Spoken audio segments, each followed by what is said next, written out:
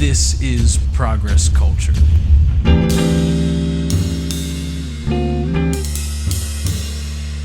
Progress Culture is a weekly happening where master drummer Paul F. Murphy and I share live improvised music and impromptu conversations with people from various fields and expertises about community, value, art, science, freedom, and progress for all. We are excited to share it all with you, so have a listen and see what's going on this week on Progress Culture. Now, let's get into the show. But first, let's hear some music.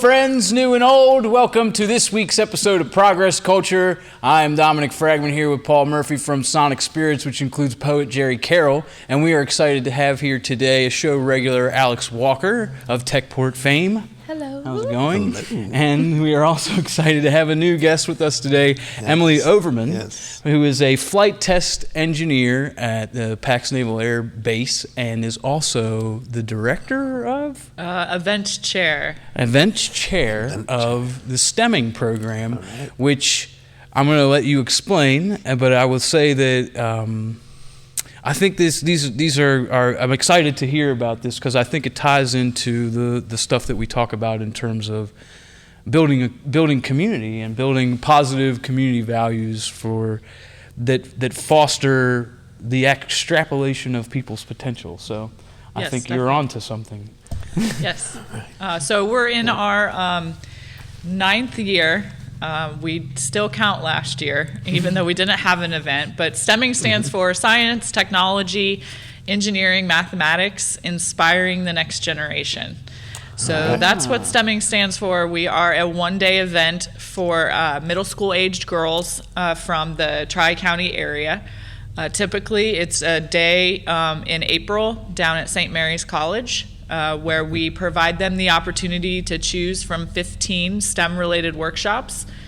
They choose 4 of those, and throughout the day, they go from workshop to workshop. This is all donation by the community who they put together and come up with the ideas for the various workshops. The girls then get to come in, and we give them lunch. We provide them with a keynote speaker. And then during lunch time, we have what we call a Wonder Woman panel. And those are made up of women in engineering, or women in STEM, from the community. And so they get to ask questions. We've had archaeologists, we've had test pilots, we have flight test engineers, we've had a mathematician, a veterinarian, and a couple of other just really cool people, women from the community. So they get that the introduction to various fields that they may not have thought of as being STEM related. And then at the end of the day, we do a grand prize raffle. One year it was a flight in an experimental aircraft. Awesome. I won't say if anyone threw up, but it might have happened. I might have done that too. Yeah, and so it's a great. We also have usually we serve about 150 girls each year, and we have approximately 100 volunteers from the community all over. Some of the volunteers have previously participated in the program, so we get them coming back. They like it so much. This year, of course, was a little different with COVID. We implemented it into a virtual event that spans the course of the month of April, so April 5th through the 23rd or 24th. So we did some live recordings of our opening ceremonies. We'll do the same for our closing ceremonies. And then we did Wonder Woman interview panel, Vice having the girls ask questions. So tried to give them the same experience. We gave them all the materials they needed for the workshops that they chose. Our team spent hours recording how to do the workshops. And then, well, I say our team, our volunteers, I didn't do it. Spent several hours prepping materials for the girls to complete their kits at home with their parents. And this year, I think our numbers were just around 55 girls. So even given, the environment, we were able to serve approximately 50 girls, which we couldn't be happier about. So cool. Yeah, that's great. Right on. That's great. Well, yeah. I think initially one of the things that I want to say before I ask the other is, what an acronym you have. Yes. The whole way through. That's great. Do you find that this is a category that the girls have there's a masculine connotation that they have to overcome, or is that part of? That's essentially what our founder Cam Donahue was, I think, trying to help girls understand, is that yes, there may be that masculine connotation, but that there are actually a lot more women in STEM fields than you might think. And so that's where she got some of her motivation to begin the program. And we do still get a lot of questions from the girls during our opening ceremony this past Saturday.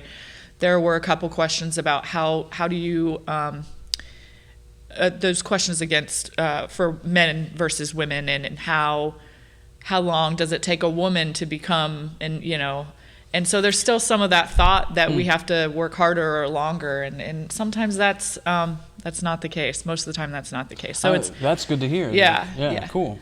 I'm glad to know that there's not, that maybe at that age or that they're not, at least at this point in time, perceiving it to be something that's closed off to them.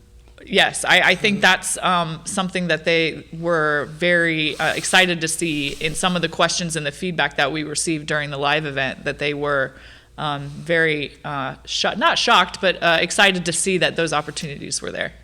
That's great. What are some of the projects that they get to participate in? So I'll use our day of events because those, I think some are very cool.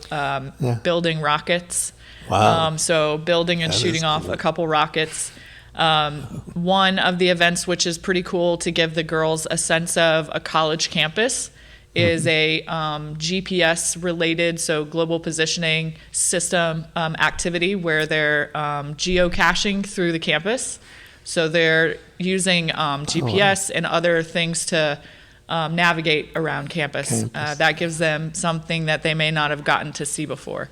To get that in their mind, that mindset of going to or being on a college campus.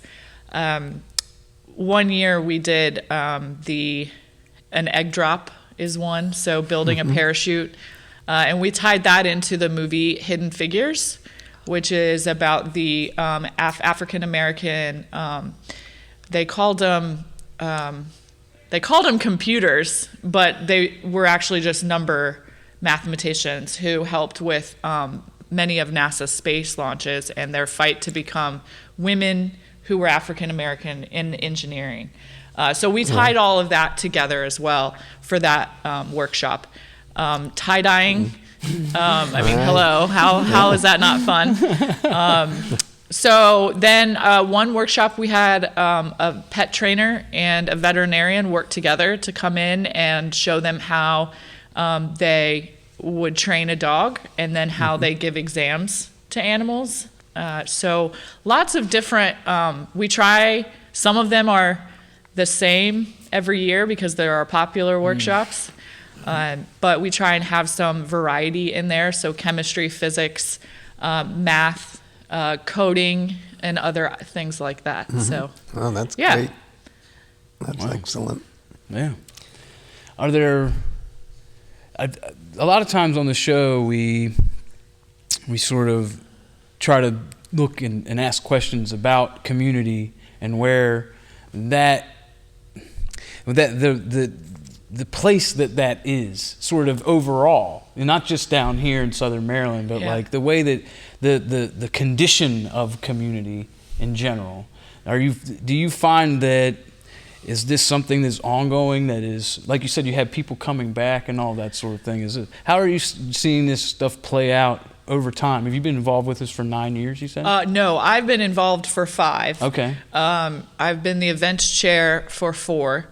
And I am currently have on my committee I think she's a freshman in college, but she had always been involved in the program, and then she was a volunteer. So I've seen her from a participant through to now she's volunteering with me to help get the day's event going. So I definitely think that this is a very community-driven event.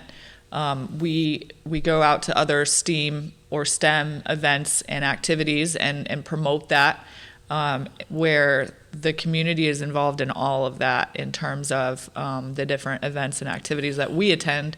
And I think it's something that is very,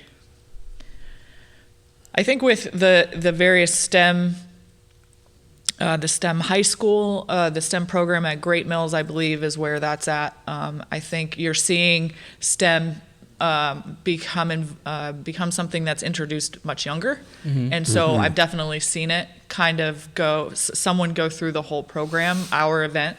When I was younger, growing up in Ohio, I didn't have events like this, right?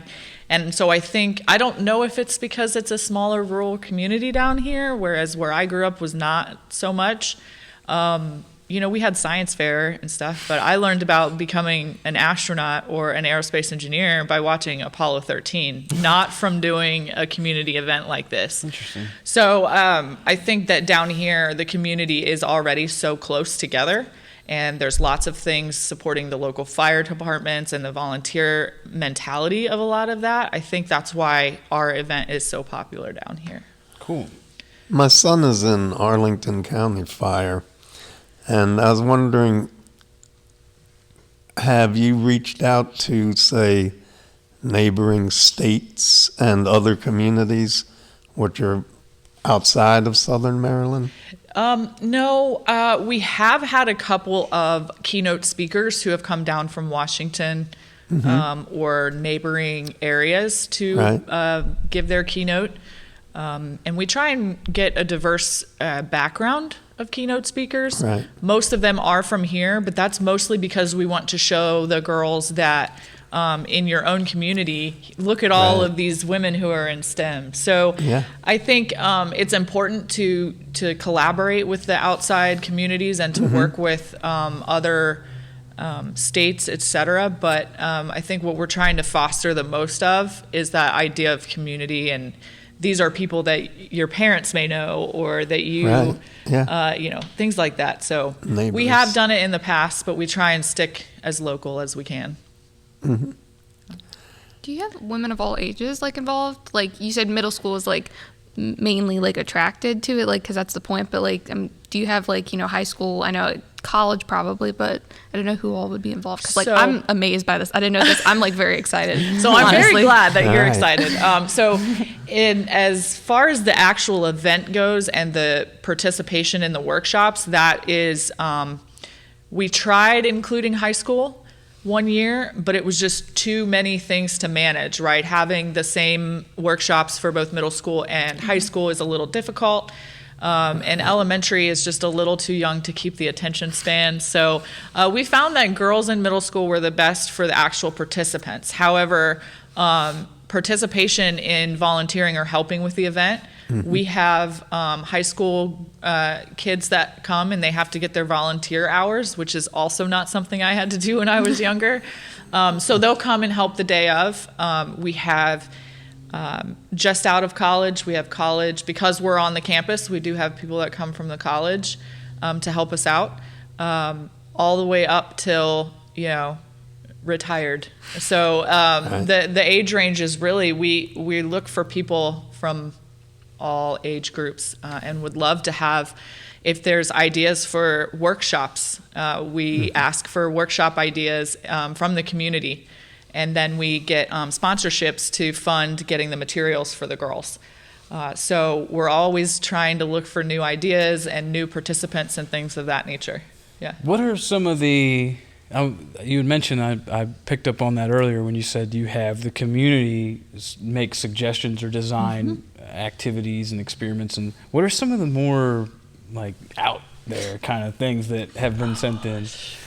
You want the crazy ideas? Yeah, what are some of the crazy things? So I, as the events chair, I do not see the workshop suggestions. I know I should have brought some of the more out there ones, but there was one that used dry ice, and we approved it. So we were showing a chemical reaction. I think that one was to launch the rockets. So they built their rockets, and then we created a reaction using dry ice that would then shoot the rockets off. It was pretty cool. So we get all sorts of them. And I think, so I don't think any idea is too crazy. I think the part will Challenge be accepted. Getting someone who wants to lead that crazy workshop. Who wants to be the chaperone. Correct. Who wants to chaperone Not and me. take responsibility if something goes off the rails. But yeah. I feel like Matt would be good at that. I feel like now you're going to create a crazy idea and be like, hey, guys, maybe you should try this. I mean, I will try, but I don't know if I have that the acumen for stemming. Well, I will say that the one piece that we're missing, and this isn't by any, omission on our part, it's just that the A in STEAM is one us. that we're missing, right? We haven't really had, I think maybe I just put my foot in my mouth and now we're going to get some crazy ideas from you. But that's one thing that we haven't really had a focus on is the A. And we've had some of the girls actually pick up on that and ask that question. And so that's definitely something. I don't know if we're going to be changing our name, maybe, but we'll definitely not against taking, workshop ideas or workshop proposals for the A. Yeah. I think that would definitely be something that some girls would be interested to see how that plays into music or art or other creativity that maybe hasn't been tapped before. Yeah, I'm glad to hear that, because I kind of was wanting to ask that without stepping on toes. Like, was this what about the A? What about the A? Yeah.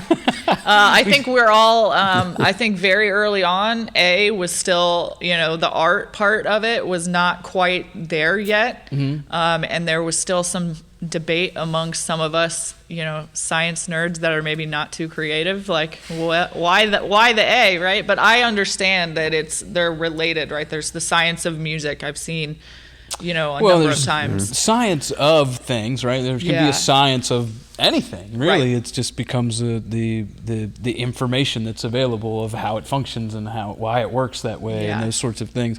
But I think that there's also the idea, and we talk about this a lot on the show, and anybody that has an example will come to mind, please feel free to share, but that's the symbiosis between the two, and how where one has sort of not fails but stops at a particular point in time, sort of gets picked up by the other, and how certain things in art have paved the way for developments in the other, and vice versa.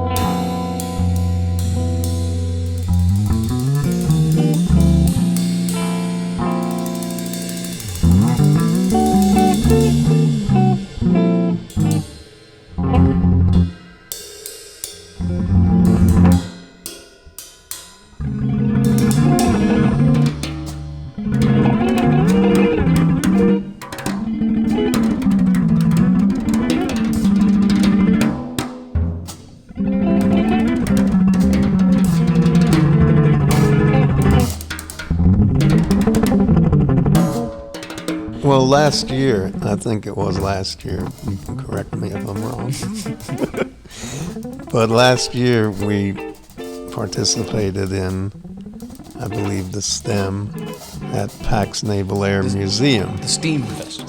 STEAM, yes. Close. STEAM. And there was all different types of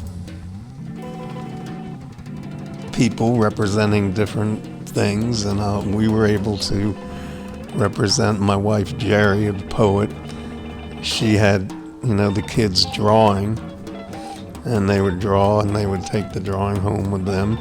And Dominic was on the practice pad and the guitar.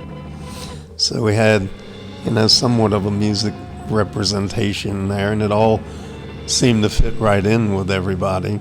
Yeah. And I think you we were there. in that, right? I was not. No, our but organization, your organization, was there. I would definitely love to see some A workshops or an A workshop just to bring it all together. Maybe there's a whole group of girls in the community we're missing because, they're looking for that artistic creativity type that we have that, but it is very scientific in nature, some of those workshops. So definitely something we'll be thinking about for the future.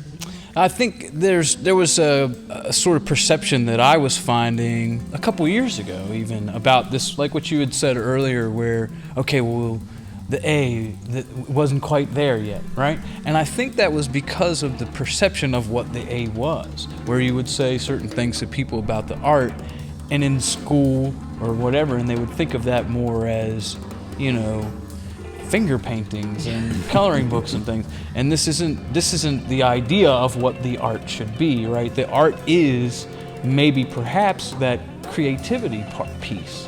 And so that engaging in, even if it is the finger painting, or whether it's doing something that's maybe more perceived as more elite in music, like studying classical music or something like this, that what that sort of prepares you for or orients you towards is that creative part, that imagination part, which is not empty in the STEM. No. That is required in order to sort of move them forward, right? Yes. We have to remain open-minded. That the mindset of creativity and innovation when we talk about these things is what we say is mutual listening, open communication, the exploration, embracing of different ideas and perspectives. And as we get into often on the show, when you're doing that, maybe not necessarily so much when you're a flight test engineer, you can't take risks and do those sorts of things, but right. Or can you? I don't want to put words in your mouth, but you can explore the idea of risk, and you can explore different ways to do things, keeping in mind that there are risks associated with it. So there's a push for more of a open-minded. Let's see if we can figure out new ways to do things. And in that case, you have to kind of, like you said, have that open mind and that fluid communication. It's just in what I do, you have to analyze your risks and make sure that there's more nothing. so on paper than yes. Yeah, which makes sense to me. I mean, we were doing an event at one point, and there was an astronaut that they sort of were talking about putting on the panel, and it was for a mindset of innovation event. And he said, "No way, I don't do innovation. I can't afford to do innovation. We have to go by the thing, because if we have to try to make sure that there's no mistakes, because if there's a mistake, it could be deadly. So you don't really have the luxury of he was afraid to put himself out there to say we were doing that. Yeah. Because he thought it might create the wrong perception. Yeah, there's definitely a push, at least I think globally, for this as we move forward, right? 2020, well, let's not talk about that, but moving forward in this century, I think there's going to be a lot of this idea of innovation in order to streamline how things are done.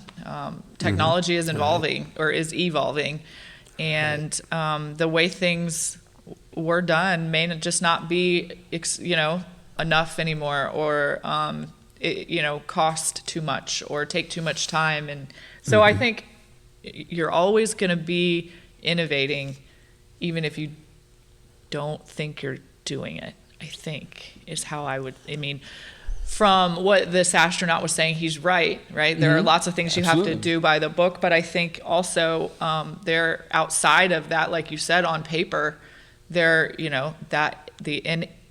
innovation and the new thought processes on certain things is, I think, something very important in all aspects of engineering or science or basically anyone's life, in my opinion. Yeah.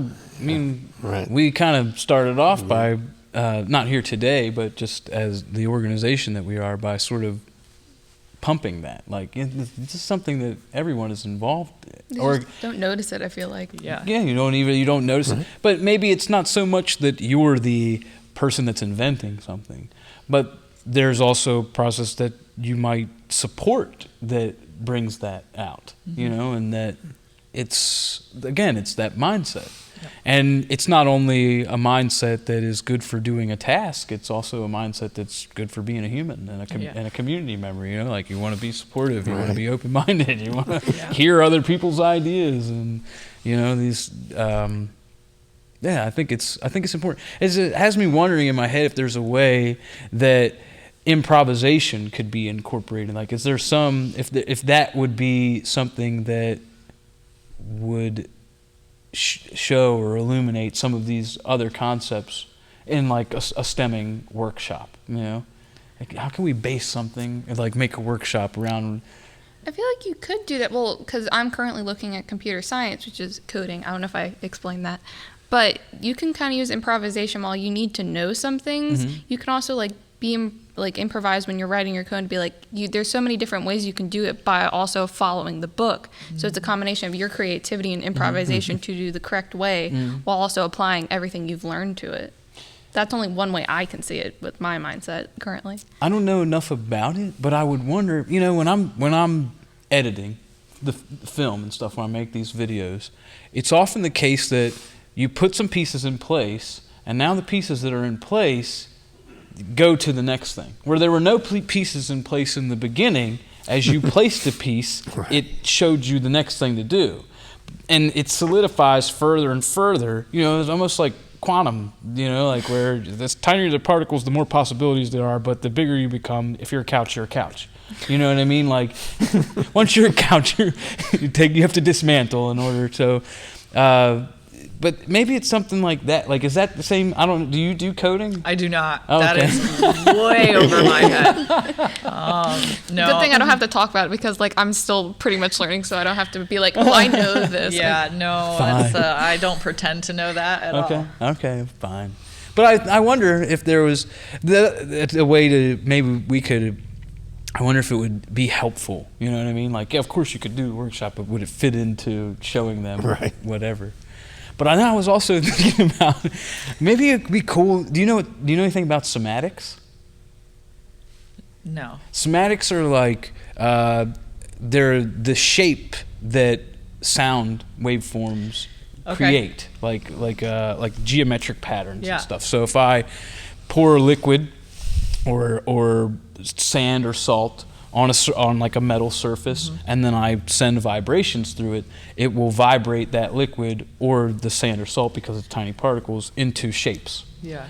And I want if there's something when we started talking about the A and how we might do a workshop, that's kind of what I was thinking. Yeah. That would be pretty cool to show that, you know, it makes your favorite song, but it's also doing these other things that you can see, right? We think about music as being just something you can hear, but in reality, there are ways so that you can see the music. And I think that's something that we've not really done before, to my knowledge, in our events. So if that's something you guys want to do, you know what? See, the thing is, though, we aren't doing it, right? If we approve your package, then I got to do it? So now you're in charge of it. You would. Oh, my. I mean, essentially, we would actually reach back to you and say, would you like to be the workshop lead? And then you would assemble some volunteers or teammates, I see some in the room, that would come and help you with teaching the girls about we could have them make like a box that they could like put fluid in or whatever. I can see so many things going on up here now about what could be done. But yeah, I think that would be something we haven't done before. That's for sure. That's cool. All right. You've got a year to think about it. Oh man. All right. Yeah. Well, that'd be cool. Yeah. Well, I'm glad that this is going on. Is this something that was happening when you were in school? Well, I'm shocked I didn't know about this before because, I'm in college now. It make me feel old. But when I was in high school, I was in one kind of like that. It was engineer like a girl, and I was going towards engineering. It was with the College of Southern Maryland. Okay. And I did that, and it was kind of like a smaller version of that. So we were originally called engage your horizons. Were you did the interview with Cam yesterday, right? I'm putting him on the spot. The voice from beyond. The voice from beyond. Yeah, right. She was the one who started it, but it was EYH was the acronym. Embrace Your Horizons, I think, is what it stood for. But that's what stemming became. So you may have seen it as EYH and not stemming. But I don't know when you were in high school, or middle school.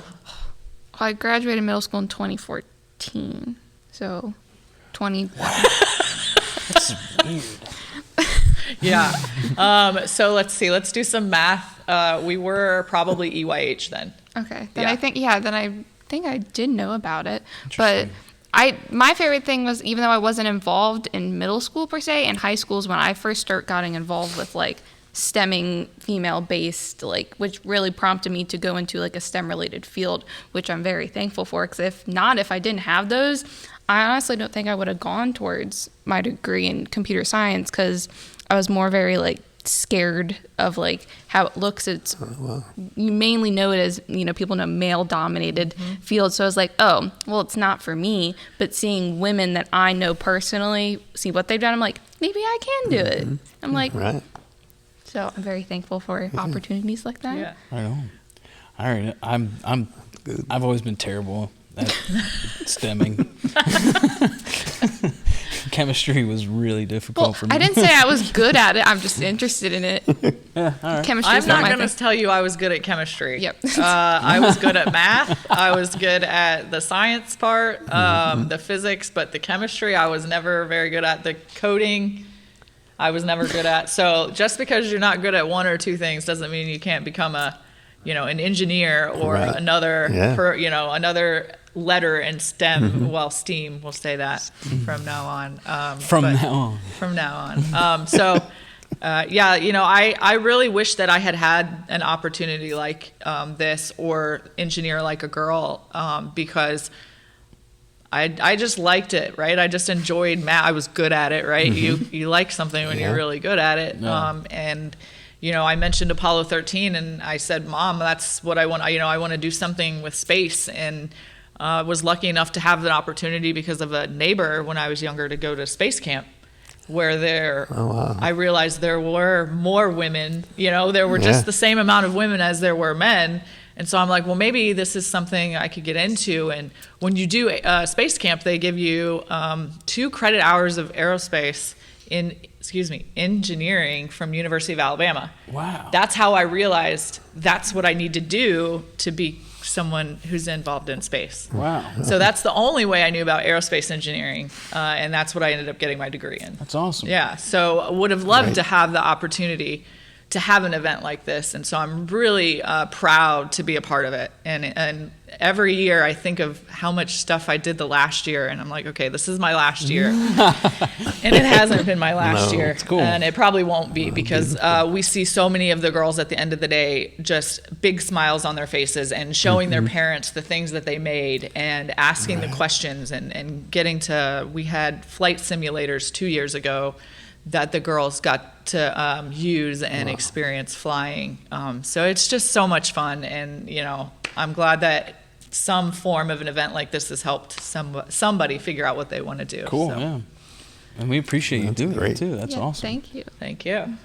Before we wrap it up, I wanted to say, have you heard of this? I feel terrible for forgetting her name. She's like 19, and she just became an astronaut or something for NASA. No. Have you seen it? I don't know her name, but I know who you're talking about. You haven't seen it? I don't think I have. Oh man, she's I'm a gonna have to- 19-year-old girl woman that is the youngest astronaut ever. Yeah, for NASA, I believe. Yeah. Really? Okay. Yes. I'm going to have to, I know what I'm doing. I'm sure it'll be after easy to this. find. Look, the way that Right. I was seeing it, and I was like, man, this is amazing. And I feel terrible. I can't remember her name right now. But then I actually saw something that was like a meme or whatever. And it was like, everybody knows who this person is. And it was like Kim Kardashian or whatever. And like, half in a swimsuit. And then 19-year-old youngest astronaut ever for NASA. And nobody knows who she is. Yeah. I'm like, I we need find to that change that, I man. find that That's cool. absolutely shocking sometimes. Yes, very. And of course I probably know I'm probably to blame for, not to blame, but I probably have the same mindset sometimes, right? I can recognize a celebrity, but even engineers that, I can't recognize them. So I'm guilty of it too. But I think that's what we're trying to do here is get girls and even boys, right? We've not turned, I think we had one boy register for our event, right? Oh, you don't turn them away? We didn't turn them away, no. It makes a few things a little harder when it comes to the day of event, but for this one where it was virtual, we didn't say no, and we wouldn't. We've also not said no to someone who was, kind of I call it summer baby. So maybe they should be in 5th grade, but they're only in 4th grade. So we've had some 4th graders who've been involved. So we try not to be exclusive. We try and make sure everyone is involved. I think we're just about trying to help girls and boys get excited about this stuff, and give them an opportunity to learn about it early, whereas I didn't get the opportunity to learn until I was in high school and I went to space camp. I was a little nerdy, but I'm proud of it. Yeah, that's a good thing to be proud of. Yeah. Good thing. So I just think that's why I enjoy doing it so much, is giving them an introduction to it early and being open-minded, giving them an opportunity to be open-minded about what they want to do. Yeah. Well, that's great. Well, thank you for doing all that. And thank you. Thank you for coming and sharing it with us. Yeah, this is great. I was nervous and now I'm not nervous. See, I told you. I could sit here and talk all day. Now it's the end and I'm not nervous. Works out great like that, right? Yeah. Yeah, and I think I might have to figure out how I'm going to do somatics boxes. Yes. Look, wait, the lady that was here yesterday said that you guys are doing something with Anthony Malatesta, maybe? Do you know Anthony? All right, never mind. He's a good friend. Teresa? Teresa said that. Okay, I'll Correct. talk to Teresa and we'll put your email on our workshop list. All right. And we're going to get you involved in a workshop. I got to get Anthony to do because he's the dude that's got it all or whatever. Okay. But we've talked about building somatics boxes just because I think it would be cool to have a coffee table that does that, You come out and hang out and turn on your... You have the idea, but you just have to I tell don't know somebody how how to to do figure anything, out no. the idea. I ain't thought of this. You're the creativity portion, and then you have somebody else who needs to be like the steaming portion of it. And they have to just cut me off and make me leave the room. Go, yeah. All right, cool. Well, thank you so much for being here. Thank you for having me. We're excited to do it again sometime. So every week we are doing this.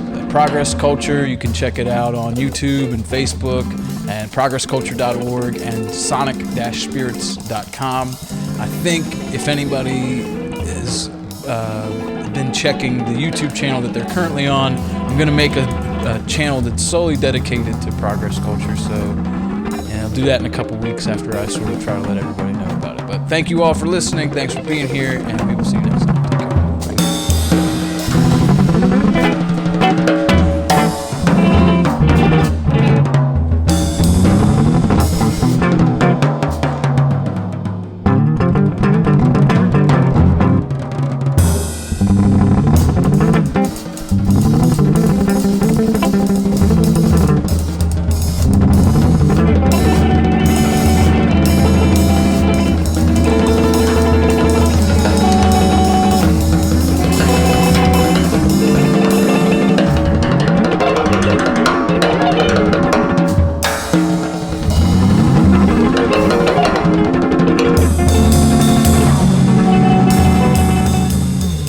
Thank you all so much for being with us.